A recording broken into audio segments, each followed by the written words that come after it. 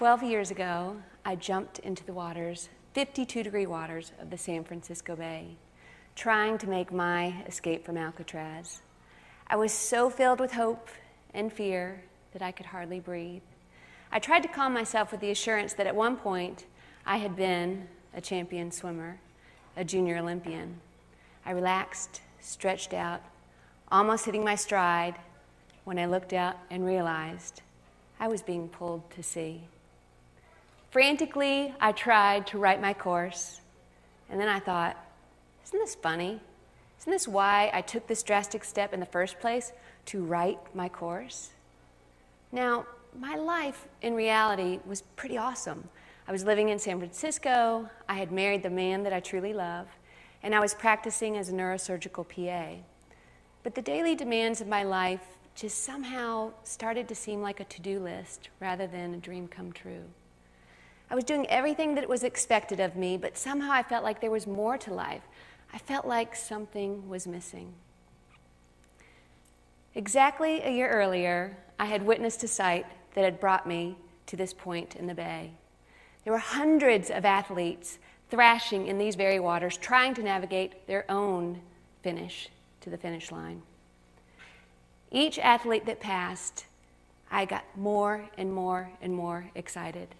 They came across in all shapes and all sizes, but each one of them, you could just sense their feeling of pride. You could sense their feeling of accomplishment, their belief in themselves. And I thought, I want to believe in myself. I want to feel that way. And each one, I was in awe. Little did I know that triathlon would be the beginning of my personal journey. Now let me just say right here that triathlon was so out of my box.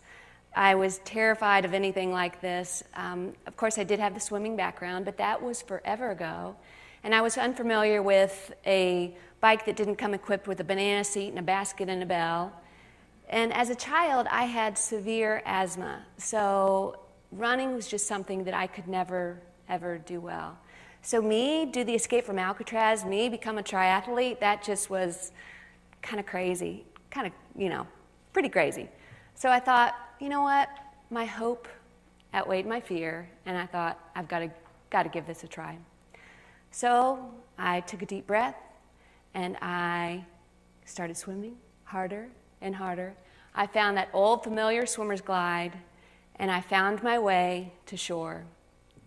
When I got to shore, I was so exhilarated, so happy that I made it through the first leg of my triathlon, so thrilled with myself that I bounded from the waters, I tore off my wetsuit, and started heading in towards the bike. Now, those of you who have done a triathlon might know what a transition looks like. A transition is where the athletes place their equipment, where they go from their bike to their swim, and then their swim to their bike, and then their bike to their run. But there's hundreds of racks, hundreds of bikes, hundreds of athletes, and it's really chaotic. So this being my first race, triathlon newbie, I really had no idea what I was doing, and I ran into the transition, completely lost. I run up to my rack where I had placed everything so nicely, and I go to get on my bike, and my bike's not there. It's gone. Somebody had taken my bike, and now I'm thinking, well, how am I going to win this thing if I don't even have a bike and don't have, running shoes? I was panicked. So I'm pacing around and freaking out and thinking, how am I going to do this? A kind race official walks up and says, sweetheart, is everything okay? I said, no, everything's not okay. Somebody stole my bike. I placed it right here. It's not here. It's gone. Somebody took it. He said, well, that's interesting. Did they take your bike and your helmet and your shoes and your water bottle and your race belt and everything? Yes, it's gone. It's all gone. What am I going to do? I can't continue. So he asked me if this was my first race, and I said, yes, but what does that matter if this is my first race? This is serious. Somebody stole my stuff. Are you going to help me? So he kindly walks up a couple racks, looks at my race number, walks up to this perfectly set up transition area and says, is this your stuff?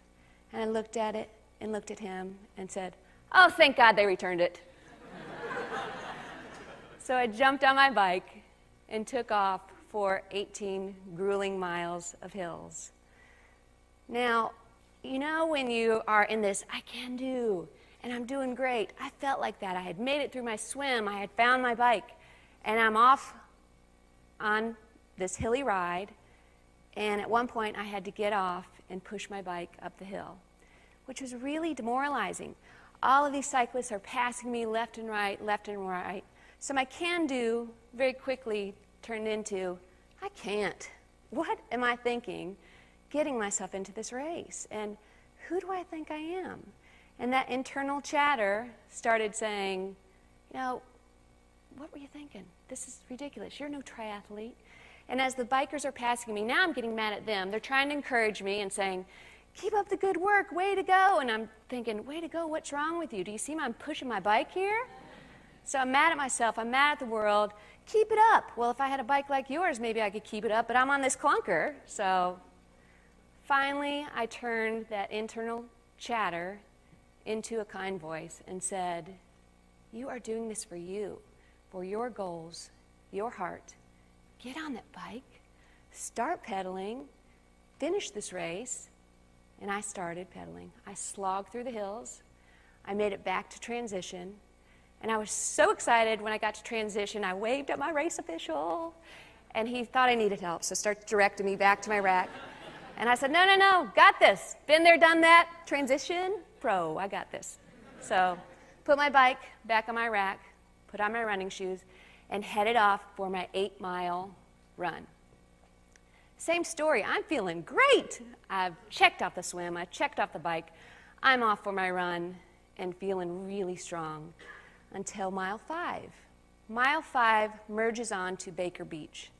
Now, if any of you have ever run on sand, you know that that's pretty difficult in itself, but I had already worn myself out. I'm exhausted, so I'm moving at some pace that in no way resembles running. It's some kind of injured duck of something or other. And then off to the side, I see the notorious sand steps, which are the passageway from the sand, from the beach, up a cliff, to the road, in order to continue the run. So by the time I get there, it's more of a sand slide, which I managed to crawl up the sand slide to the road. Now, this being my first race, I had little expectations of my time, and it became very evident that I was finishing in the back of the pack. The crowds were thinning, and I can hear the cheering far in the distance. But what I did hear was the announcer announcing the names of the athletes who were crossing the finish line. And I knew if I could put one foot in front of the next, continue the shuffle, half mile after half mile, that my name would be announced too. So invigorated with the belief that I was actually going to finish this thing, I started running. And I started running until I saw that chute, and I saw people in awe of me.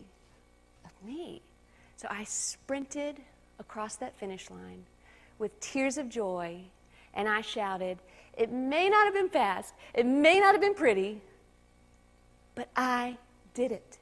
I did it. And what struck me at that moment is that I did it. I actually did it. I mean, if I hadn't been there to see it, I wouldn't have believed it. It was remarkable that I did it. At that moment, my chemistry changed, and I had to extend this experience to others. I felt like I had become this triathlon evangelist. I told my friends, my families, my neighbors, my employers, the mailman, anybody who would listen to me, I had to tell them how this had changed my life, how this had opened up a new reality. Together We Try was born the day I escaped from Alcatraz. My new goal was to help anyone interested. I wanted to help people who felt ordinary. I wanted to encourage the overweight, the overlooked, the underachiever. I wanted to inspire the housewife lost in dishes, dust, and diapers, the college student overwhelmed with finals or just finding their way, the senior citizen scared to death of the bleak future of old age. I wanted to help people rediscover their spark for life. One of my most favorite days of training is day 1, we go around the room, and everybody says their name and explains a little bit about what brought them to their place. And a beautiful woman stood up and said, "Hi, my name's Joni. And my mom died when she was 59, and I've always feared that I'll die when I'm 59. I'm 58 years old, so I have 1 year to get my health in order, and I thought, what better way than to do a triathlon? I can swim okay, I'm terrified of biking, and I have painful arthritis in my knees, so I won't be able to run." And when she asked her doctor said, "Well, sure, go ahead and do a triathlon, but don't get discouraged because you're not going to win." So Joni said, "You know what? I'm going to see if I can do this, and I'm going to do my best and give it a try." And I said, "Well, Joni, welcome, but Geriatrics 101 is next door. Bye-bye." Joni's here, so she said I could say that. Of course I didn't say that. So Joni trained really hard with us, and she became everybody's best friend and everybody's cheerleader. Race day came around. Her kids flew in to see her race, and as she was wading in the water, her children said, "Hey, Mom, what do you think Grandma would think of you?" And Joni thought for a minute and said, "You know, she'd probably think I was nuts, but I'm hoping she's looking down on me saying, I'm proud of you." So Joni went off for a swim, finished it easily. We were waiting for everybody on the bike course, and all of a sudden we hear ding, ding, ding, ding, ding, ding, ding. And there's Joni on her hybrid bike with her bell, waving at all of us, thrilled to death with her race. And at the finish line, we see something amazing. 50 yards from the finish, we see Joni, and she's sprinting. She's sprinting through the finish line, tears running down her cheeks. She's absolutely glowing. And after the hugs, tears, and kisses, she tells us something amazing that happened on the course. While she was on the course, a woman came up to her and said, "You're doing a great job. I am so proud of you." As she passes her, Joni reads on her back, "Racing for Mimi." We didn't think anything of it, but Joni and her kids were all crying, and after the tears, they said, "Libby, Grandma's name is Mimi." So we all knew that Mimi was indeed proud. A year later, Joni went on to win the 55 to 59 age group, coming in first place for her 59th year of life, celebrating her health and a new perspective on life. She's still racing today. She's training for her 12th triathlon this season. She has since retired from IBM and lives her life filled with the passion of helping others. And Joni's here today, so I'm hoping you guys had an opportunity to meet her. She's one of my heroes. Now, if that didn't get you, the next story, the Colemans. The Coleman family is one of the most amazing families that you'll ever meet, but they had a real significant tragedy. They lost their son, Chase, and Chase was the fourth brother, the youngest son. Chase died in a devastating car accident, and they made a decision to allow Chase to be an organ donor. As hard as this was on them, they started to receive letters of thanks. "Thanks to your son, I'm going to live. I'm going to walk, to see, to breathe." The family members got to meet some of the people whose lives they had changed, and this touched them so much that the Colemans started a triathlon training company called Tri for Life in honor of Chase and to highlight organ donation. This story was so victorious to me, I felt like I just had to share it. So we brought the Colemans in and started a benefit called Chase Your Dreams. As the brothers spoke so lovingly of Chase, another gentleman stood up. His name was Terry. Terry was so strong and he was fit, but that wasn't always the case. He was actually at one point dying of heart disease and needed a new heart. He was hoping and praying that he would live to see his daughter grow up, but he felt like there wasn't a chance. And as he laid in his hospital bed, he received a phone call about a boy who had lost his life, but his heart was a match. Terry received the heart of Chase, and as he gained strength, Terry realized that Chase was an athlete, and in honor of his life giver, Terry started training and running and racing, and he is now a triathlete. He is now a winning champion at the Transplant Olympics. And not only did he get to see his daughter grow up, he walked her down her aisle and danced at her wedding. Such a beautiful story. The Colemans could have hidden themselves in their sorrow, they could have buried themselves in their tragedy, but instead they chose to leap in and take this tragedy and turn it into a passion that reaches beyond hope. Their courage inspires me every day. Today, Together We Try has touched over 7,000 lives. All of these athletes have had different strengths, weaknesses, hopes, and dreams. It has been just an honor to be a part of their lives, to see how their lives have changed, to watch their courage soar, to watch their bodies grow stronger. And none of them had to win. None of them had to place. And you might think it's an obscure path to open up new possibilities. But for them, triathlon helped inspire them to believe in themselves, to believe that their own race was worth running, whatever that race may be. I'm still the wife of the man I love, a proud mom of 3 beautiful children. I'm the author of an inspirational book called Try the Journey, and I'm a 3-time Ironman, which, coming from an asthmatic child, I still wonder how I got there.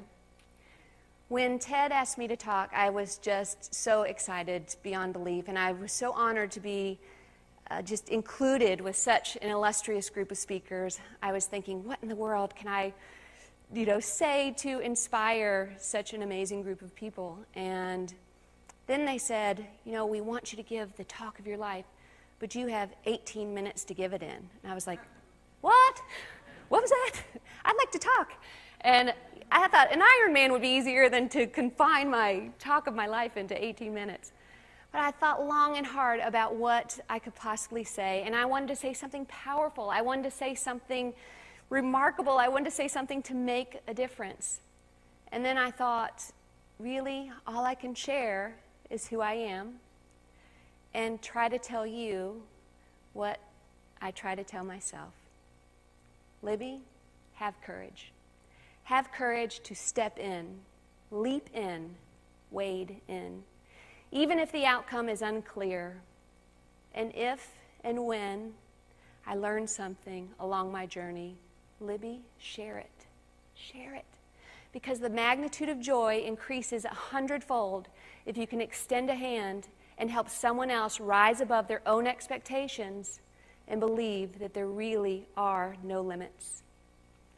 My life does make a difference, and so does yours. There was a little boy walking on the beach, and there were hundreds, thousands of starfish that had washed up to shore. And one by one, he's diligently, joyfully throwing in starfish after starfish. And there's an old man watching him for a long time. Finally walks up to the little boy and shakes his head and says, "Son, this is useless. It doesn't matter how many starfish you throw in, it's not going to make a difference." The little boy paused for a minute, looked at all the starfish on the sand, and then with a big smile, he reached down and grabbed another one, and then extended his hand and said, "It made a difference to him. Thanks for having me."